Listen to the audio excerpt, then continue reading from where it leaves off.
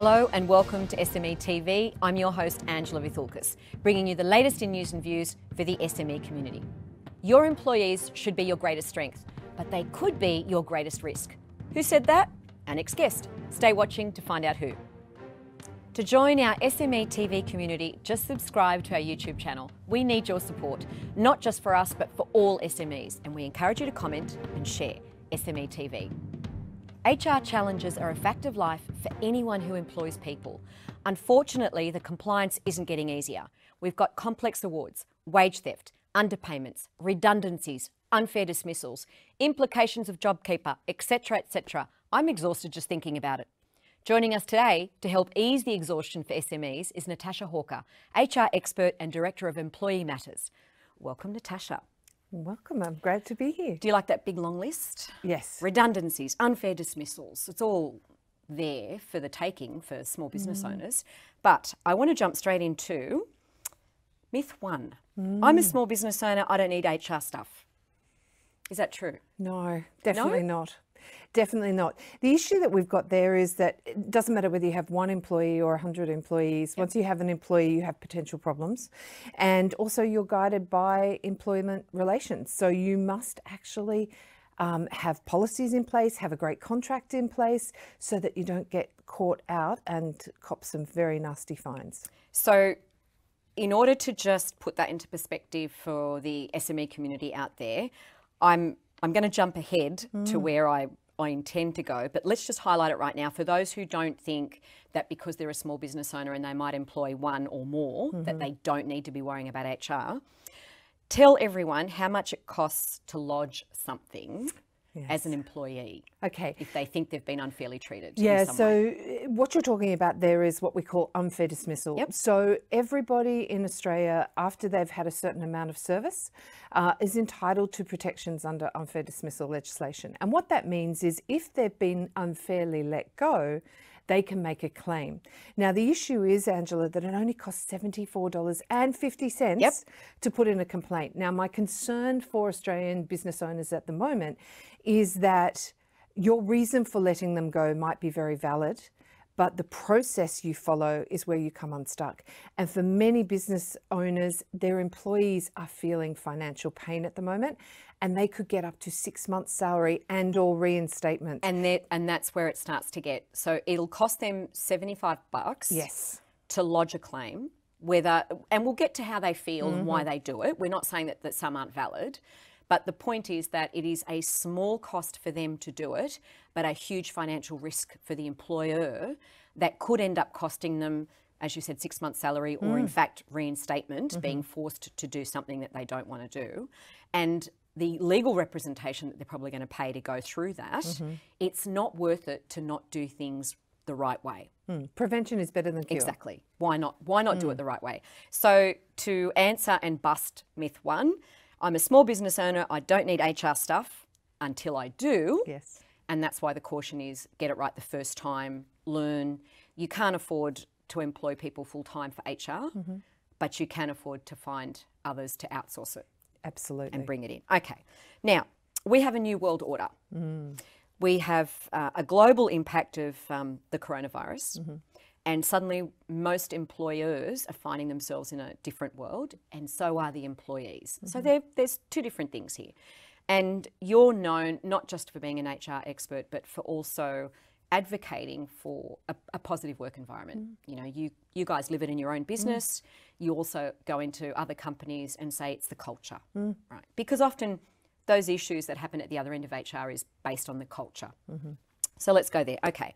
So what are some of the unforeseen weaknesses or the threats that JobKeeper exposed for SMEs? Yes, when JobKeeper came out, I thought it was a fabulous program, and it wasn't perfect, but as a very quick potential fix, it was good.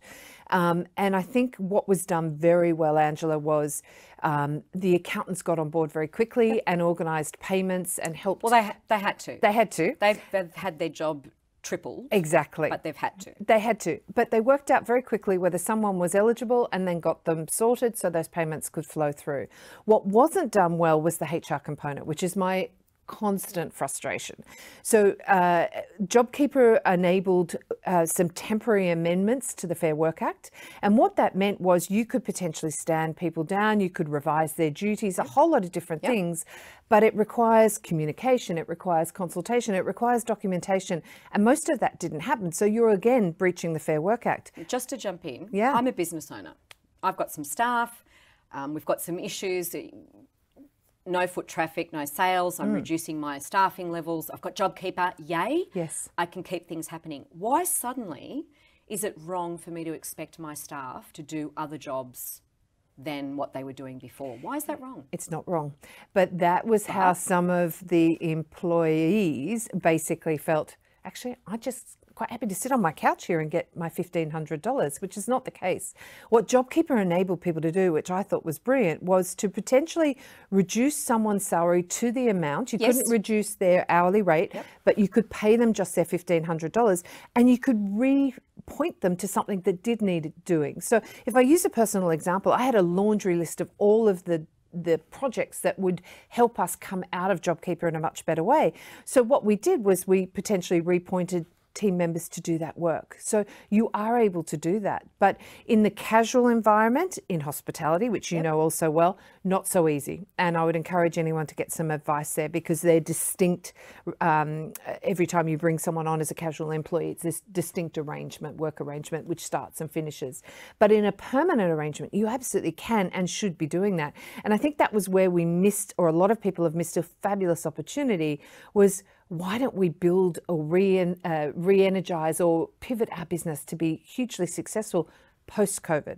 And I don't think enough people have paid attention to how they could do that. Because they're in denial about exactly what was going on and what the impacts would be of that. And it's been, you know, and rightly so. I think if you've never been through a crisis in your business, you don't always expect to plan for that kind of strategy. But the more that we're going along now and realising that we could be locked down, not locked down, locked down again, these things could go on for another 12 months or 2 years. We don't know. And being prepared, this is an ideal time now, right, Natasha, to sit down and take an audit of your business in terms of HR, which that's what's hitting the headlines all the time. It's always about the employee conflict of somehow that ends up either with wage theft claims or underpayment claims, some valid, some not valid. But this is the time now to make sure that that doesn't happen to you. Absolutely. And I think it even goes one step further, and you quoted it at the beginning. I believe your employees are your greatest asset. They're also potentially your greatest liability, of course, and should be treated as such. And those organisations that survive this, and let's face it, a lot are not going to survive this, and some of those probably need to be having a very good look at themselves even now, because you've got a situation where you're paying JobKeeper out, but your revenues are either non-existent or minimal, and you're getting further and further and further into debt, which you may not be able to recover from if you are taking a very realistic view of it. So I think what we need to do is make sure that we're getting those employee aspects right, because those businesses that do survive will have the pick of the talent that's available, but those people that join their team are going to be fundamental to their success, survival, and their ability to thrive in our COVID world and potentially post our COVID world. What I find interesting is that your business is essentially an outsourced HR agency from many aspects. But it's interesting, you call something the employee life cycle. And what I liked about that, and it's a methodology, and you say, but you need to ensure that your managers at a minimum can hire, manage and exit staff. If more small business owners, I'm not saying that they don't, but if more SMEs took that view that each employee that comes into the organisation is going to be hired, managed and exited at some point, voluntarily or non-voluntarily, that is the life cycle of everybody, including the business owner at some point. So if we took that view, as you suggest, and made sure that whoever is doing the hiring understands what the life cycle looks like and prepares for it, that would optimise your workforce, make much better sense from a risk perspective, and everybody would know where they stand. So that transparency is, I think, fundamental for creating the best relationships moving forward. So let's look at, as part of this new world order, working from home, because this is new risk and new skills. So tell us how you're advising some of your clients now. Yeah, I think if we reflect on what happened, and it's interesting because I started a working from home business 8.5 years ago. Yeah. Because I couldn't afford to do it any other way. You were ahead of the curve. I was ahead of the curve. And funnily enough, since then, we could have afforded offices, but we didn't because the model worked. And I have been banging on for a number of years to say, look, this is a really compelling employee value proposition. This can help your business. It's not for everyone. And I think that's the case. I think what's happened with working from home is we've had a whole lot of people go, actually, I quite like this. I'm not commuting an hour and a half each day. So I think there's going to be a whole lot of things that are happening. I think the management skills that you need to manage working from home is different than when you're sitting across from one another. Yeah. Your WH&S, your workplace health and safety risks are quite different. We are in a world where mental health is a major issue for us. It was prior to COVID, 1 in 4 Australians in the workplace were suffering from a mental health condition. I don't even want to guess what that is now. And then we have another issue which came in August last year where we have domestic and family violence. Your employee's home is now an extension of their workplace and you have a duty of care to provide a safe place of work. So let's highlight that. You've got employees working from home. That's now suddenly an extension of the workplace. How many employers aren't thinking about that? Most. And that's scary, right? Because there's a risk there. Massive risk. And I think what's happened is WorkSafe were very flexible, honestly. Everyone literally picked up their computers, often their terminals under their desk and walked home overnight. And so they've been very flexible about that. But that's going to change as this becomes a more permanent option for business owners. So you need to, at a minimum, do a workplace audit risk, because if everyone's sitting around the computers at home, we're going to see an increase in workers' comp claims around sore necks. We're also potentially putting domestic and family violence victims I'm ticking in the sore home. necks box. Yes. The sore neck box, because I'm definitely working mostly from home now and not in a work environment. And I'm sitting there thinking, why my arms, why is my back, why is my neck sore? And that leads to other things. I can't sleep. Yes. You're unhappy. Yes. This is a serious challenge. Yes. So I think one of the advantages is I think we will be losing office space. You know, we won't need it. It's not to say everyone will work from home. There will be a hybrid model. Atlassian, Mike Cannon-Brooks just talked about it and said everyone can work from home if they want, but they know not everyone will. So, you know, but you're going to have to move some of that budget that you would normally spend on an office to make sure that you are set up sufficiently at home, that you have the right chair, you have the right desk, you have the right lighting, and that you are set up for success and not long-term injuries, because we don't want that either. Because that's the risk. The mental health risk of that environment, because you can't see what's going on with your employees. And at least coming into work, you could gauge something or you also talk about how you'll have to be managing your staff more on a one-on-one basis, no longer as a collective group. Yes. This is one of the massive changes and shifts I'm seeing. If we think about how the workplace used to be, pretty much everyone was working 8:30 till 5 with a few part-timers thrown in for good measure because they happen to have parental leave. We used to manage that as a collective. I see that we're going to have to manage people by individuals, and because everybody's preferences, risk profiles, desires, challenges are all going to be very different. We had a client who had, previous to COVID, 64% of their workplace had never ever worked from home a day in their life. Now, 91% of their workplace want to work at home at least 1 to 2 days a week. So you're going to have a whole lot of people come to you and say, hey, I really like this working from home gig. Can I keep it up? So you're going to have to negotiate that and potentially change contracts or change the arrangements that you have in place to ensure that that's safe and productive. And there's the compliance again from an employer's perspective of making sure that you tick all the boxes so that you're not doing something that's unfair, is actually documenting that, isn't it? Yes, I think you can work from home, 2 days a week, and you need to do this, this, and this when you do work from home. It's not 2 days off working from home. You still want them to be productive. So you have an expectation as an employer that you're still doing the job. Yes. So it won't be just a matter of let's get everyone on a Zoom. Is everyone okay? Tick, tick, tick. You need to manage them singly. I think one of the things I'd love to bring... Where's my workload decreasing here? Potentially not. But what I would love to say is I think there's a huge potential upswing for a number of different reasons. People aren't commuting anymore. So they might be more productive, but we've got to change our mindset because it's very much outcome focused rather than I have a bottom on a seat between 9 and 5, therefore I am productive. The other thing that I'm seeing is an enormous opportunity to work from anywhere. Yes. And I would like to talk about population decentralisation. It's one of your big bullet points. It and is. That is the future. It is the future of work. You know, I, as a businesswoman, as long as I have a computer, and it used to be a plane, but it's not anymore, I can work anywhere. And I am seeing, and we're about to do a whole piece of work, hopefully in outback Queensland, about attracting people to live in rural communities. You can do your high profile job on your high profile salary from anywhere. We've just proved that in our overnight working from home experience. There's another myth gone. Another myth busted. But imagine what that does to the country town when they are starting to get that income flowing into the country town, into the restaurants, into the supermarkets and so on. But for the individual, safer place to live, happier place to raise a family, little or no mortgage. Lifestyle benefits, all of that is starting to happen. So I think we're going to see a massive shift. And actually one of my team contacted me this week and said, we're moving to Belgium. Now I've had team members work in Dubai, in New Zealand, in the Philippines. And it didn't phase you, right? No one just knew. Said, have a nice life. Yeah, keep going. Yeah, it'll be the same thing. As long as you produce, I don't care where you are. And that's, I think it takes that stress out of it. It won't be the sea change, this big milestone in someone's life. I'm leaving the city, I'm quitting my job.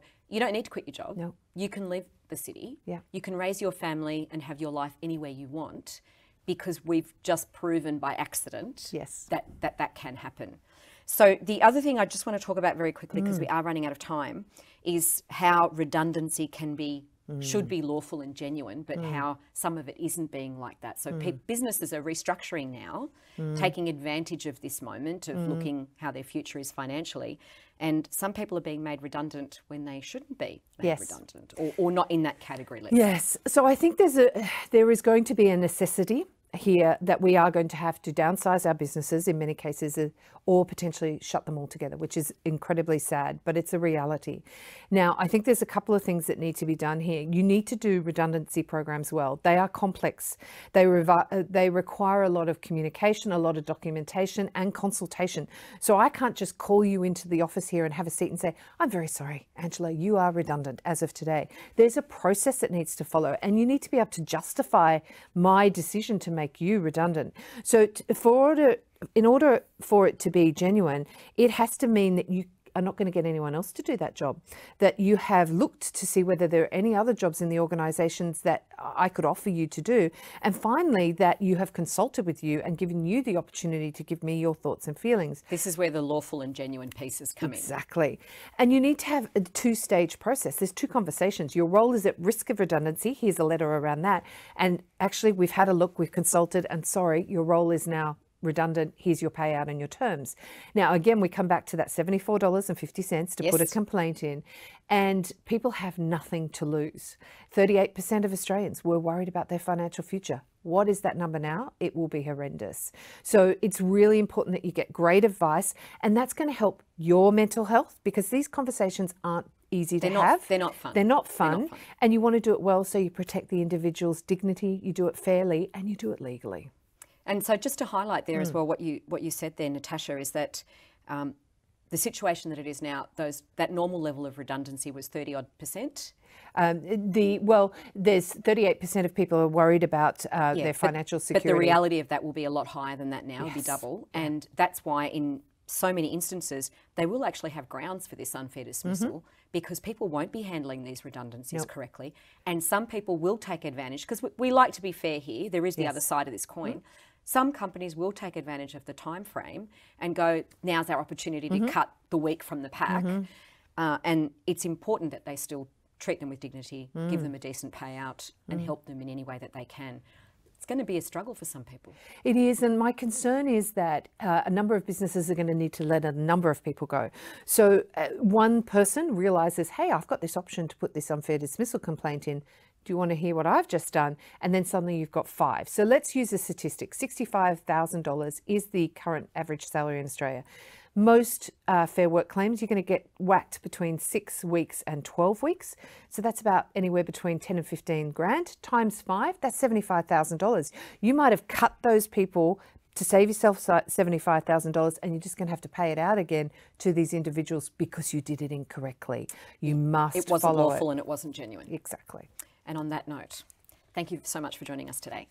Please remember, to join our SME TV community, you need to subscribe to our YouTube channel. It's not too late, do it now. A big shout out to Piedmont Studio. Thank you so much for the way you make us look and sound. And to the SMEA Association, thank you for believing in us and making SME TV possible. Of course, if you have any comments, tips, tricks, or any business stories you'd like to send to us, you can send it straight to me. news@smea.org.au. And we'll see you next time. Thank you. See you next time. Thank you. Thank you very much.